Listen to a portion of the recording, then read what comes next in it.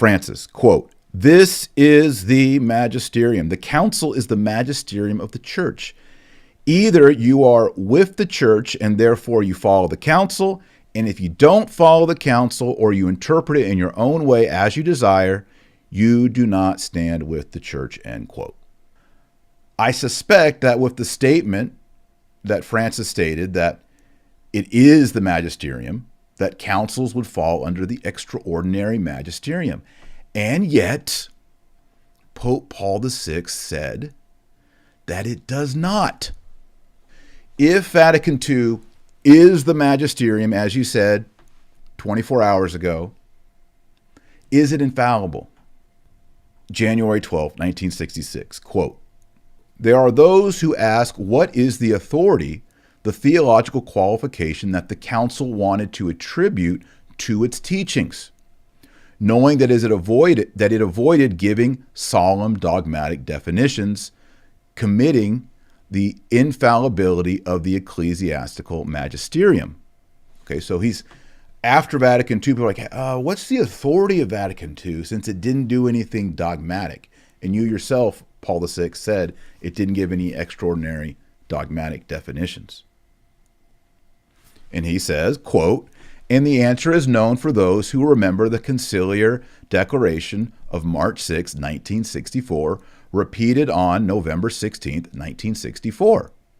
Quote, "Given the pastoral character of the council, it avoided pronouncing in an extraordinary way dogmas endowed with the note of infallibility.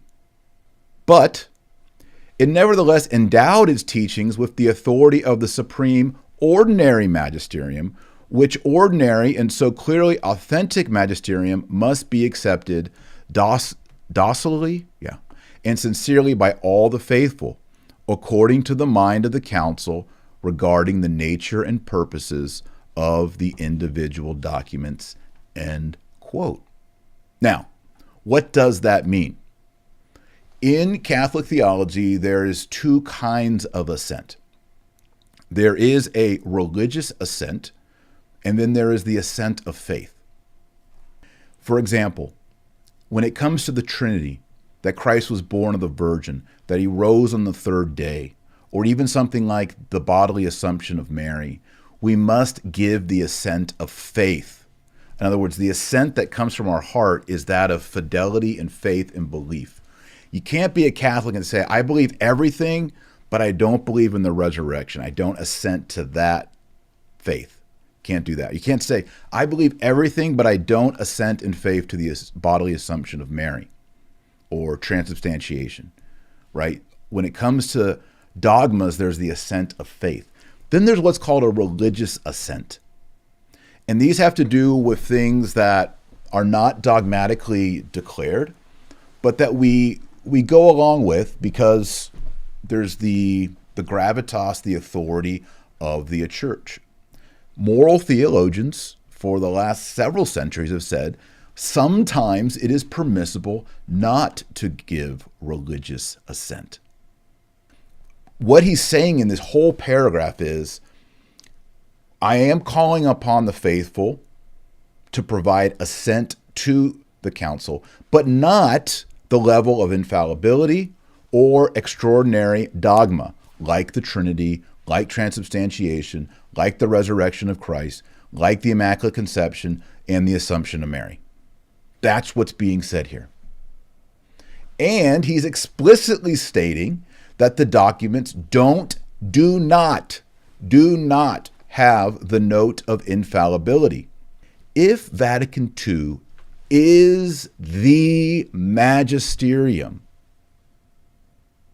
and the magisterium is the teaching authority of the church, and it's the teaching authority given by Christ to the apostles. That's what the magisterium is. We all agree on that. Vatican II states this. Ready? Quote, "Thus, in Hinduism, men contemplate the divine mystery and express it through an inexhaustible abundance of myths, through searching philosophical inquiry. They seek freedom from the anguish of our human condition either through ascetical practices or profound meditation or a flight to God with love and trust, end quote. Does this come to us from Jesus Christ to the apostles, and it's been received by apostolic succession and sacred tradition to this very day? How can this be the magisterium? This is a document in Vatican II.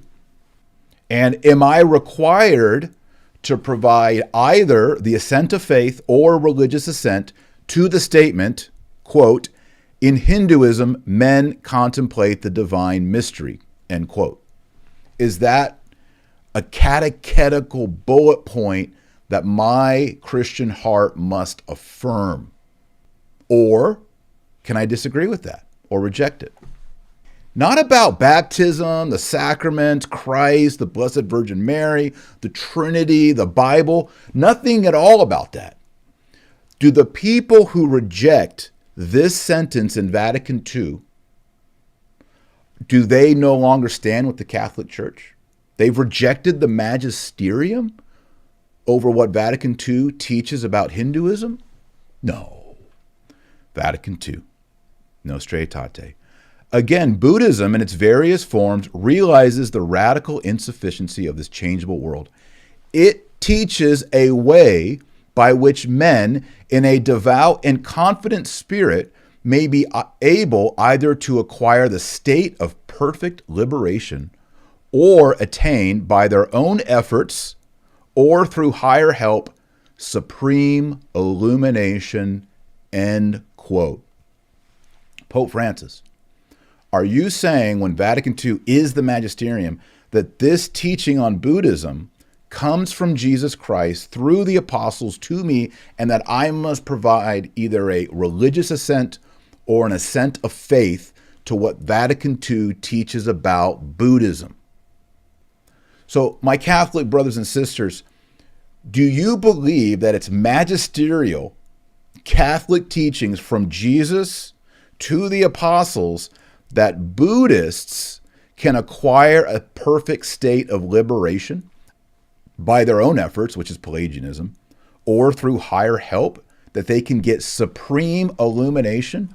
I mean, St. Teresa of Avila, St. John of the Cross, St. Anthony of Egypt, St. Benedict, St. Francis of Assisi with the Stigmata, these were such holy people receiving the Eucharist and the sacraments.